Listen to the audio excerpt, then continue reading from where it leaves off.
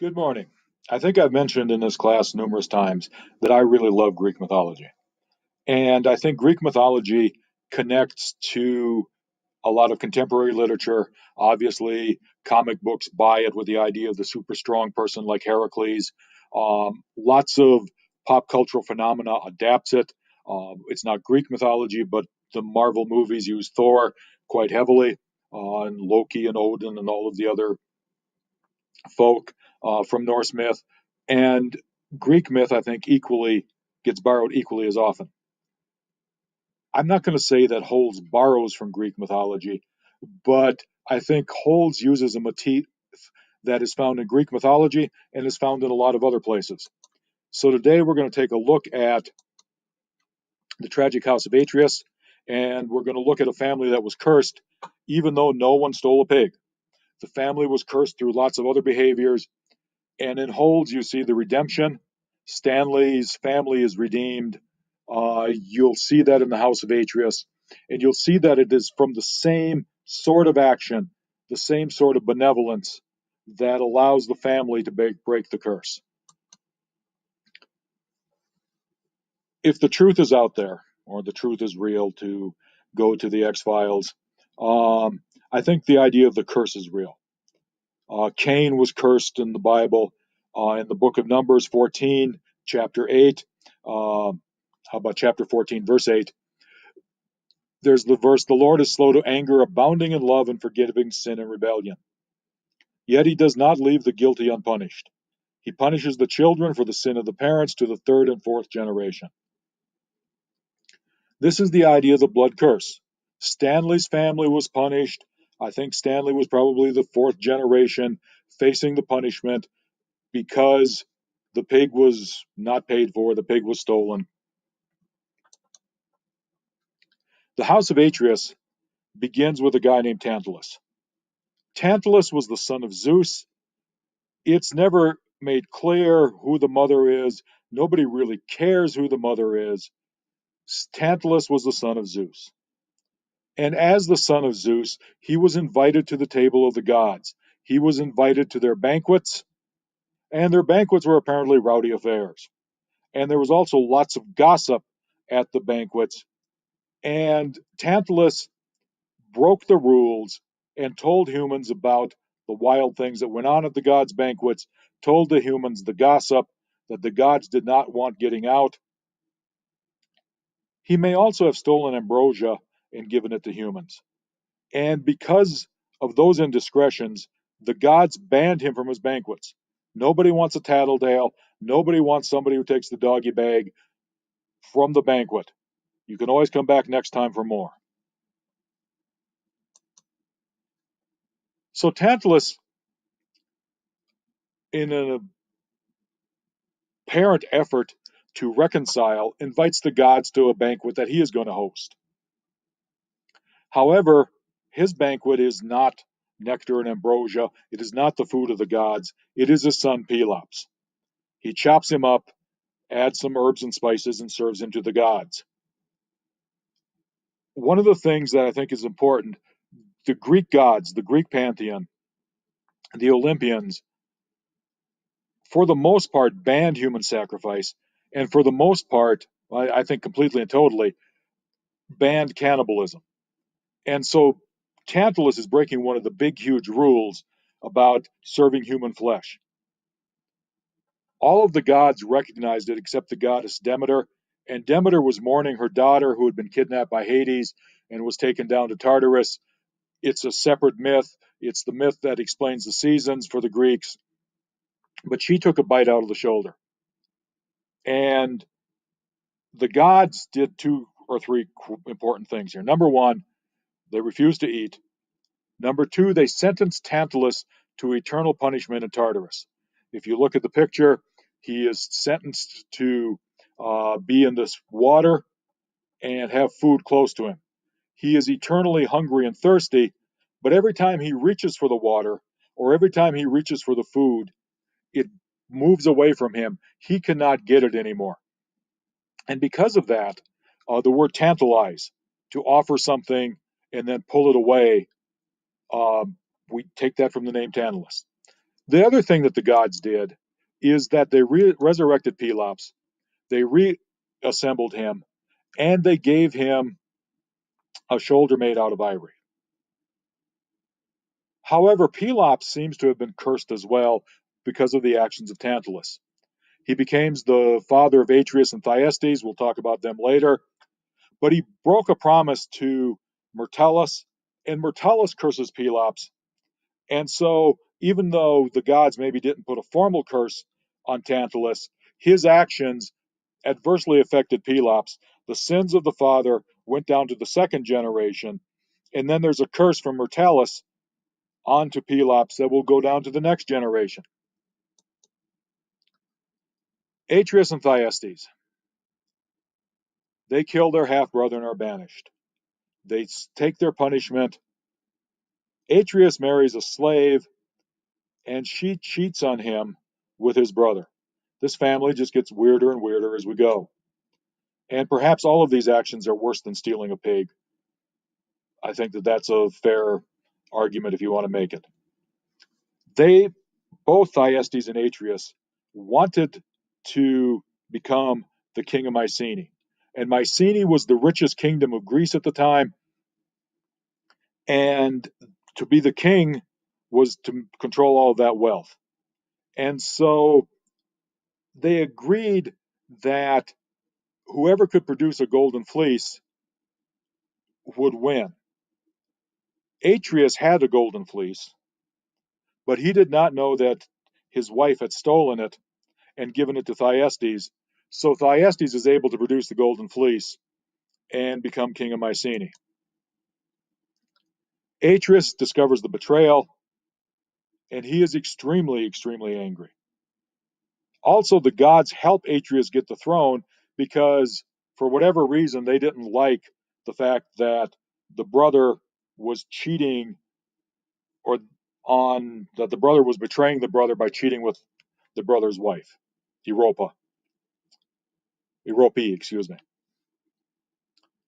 And so the gods help Atreus get the throne by having a contest, and in the contest, Atreus is able to get the sun to move backwards.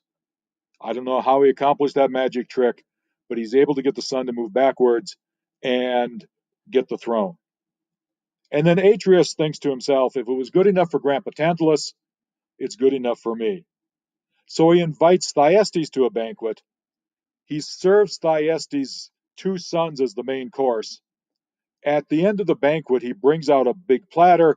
The platter is pulled open, or the lid is lifted off the platter, and TYESTES sees the hands and feet of his sons. There must have been some birthmarks or something, and he recognizes that he has just consumed the flesh of his own children.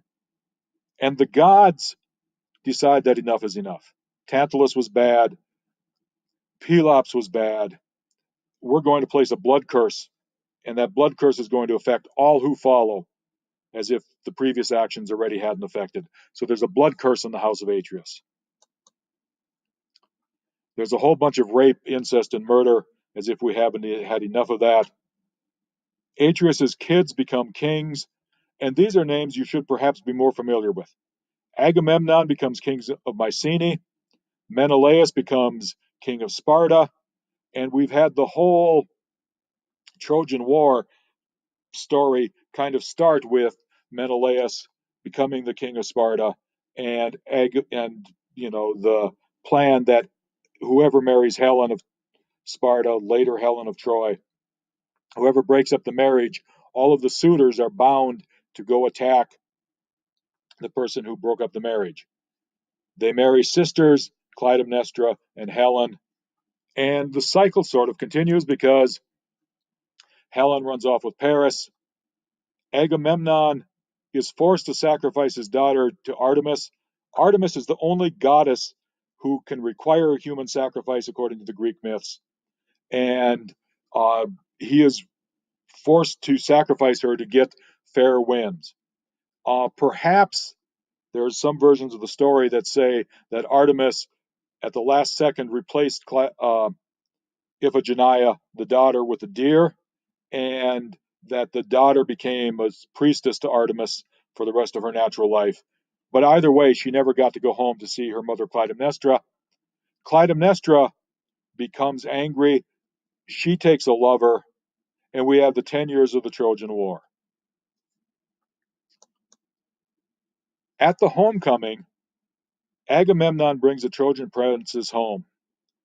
And she had been cursed, this Princess Cassandra had been cursed with the power to prophesy and tell the truth, but never be believed. And she warns Agamemnon that he will die when he comes home. He doesn't believe her, and Clytemnestra and her lover kill them before Agamemnon's first supper at home. Agamemnon's daughter Electra escapes with her brother Orestes. Uh, Orestes is a future king, so they will want to get rid of him so he doesn't avenge his father's death. It's a family curse, and it's continuing. We've got family members killing family members, husbands and wives cheating on each other, brothers killing brothers. It's a slaughter. Electra is forced to marry a peasant. Orestes grows up. Orestes kills Clytemnestra and Aegisthus, her lover. And finally, the gods sent in the Furies. Why they didn't do it before is kind of an open question, but the Furies were created almost at the dawn of time, when Cronus emasculates Uranus. Where the blood hit the water, the goddess Aphrodite sprang up, and Aphrodite became the goddess of love and beauty. Where the blood hit the earth, the Furies sprang up, and the Furies had a job. It was to kill children, or not to kill, but to torment children who killed their parents. So basically, they drove Orestes insane. And they were hitting him with whips, or if you look at the picture, they were putting snakes on his back so that open wounds were springing up all over. They were voices in his head. They were driving him completely and totally insane because of the crime of killing his parents or killing his mother. That crime finally, starts the cycle where we get a redemption element to it. Electra, unlike all of the other family members, finally starts showing some family love by accompanying Orestes on his wanderings. Menelaus, his uncle, provides some sanctuary. Now, it's important to say that Menelaus was probably forced to provide some sanctuary by the gods, but he does it anyway. So now the family, instead of raping and killing and dismembering and cannibalizing each other, the family is starting to act like a family, a little bit. Athena has always had a thing for Orestes. She likes him. She's the goddess of heroes. And so she and Apollo create a trial. Athena was the patron of Athens. Athens is where we get the idea of democracy. And we get the idea of the jury trial out of Athens, although the jury trials in Athens were any of the citizens who wanted to be on the jury. So Athena is the judge. Apollo is the defense attorney. The Furies are the prosecutors. The jury deadlocks, but Athena, as the judge, can break the tie, and Orestes is freed, and the curse is ended. And it's important, I think, to understand that it wasn't just Athena stepping in as the patron of heroes.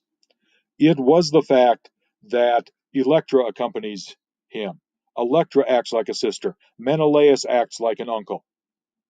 Now, there are some versions of this myth that talk about the fact that Orestes had to chew off his own finger before the curse ended. There are other versions of this myth. Greek myths are relatively elastic. But for the purposes of wholes, I think it's important to remember that Stanley's actions help break the curse. And Stanley's actions are actions of love, actions of benevolence, actions of taking care of another, treating another human being as a human being, just like Electra's actions were, just like Menelaus's actions were. And so we have the end of the curse, and we have the idea that the blood curse can be broken. redemption is possible, but in a lot of ways that redemption happens only through acts of love and benevolence. Hope this one has been a little helpful, and I hope you can all see the connection and think in your own mind about other stories where there's a blood curse and what it has taken to break the blood curse, or why the blood curse remained at the end. Did everybody keep acting the way they always have? Thank you very much, and we'll see you in class next time.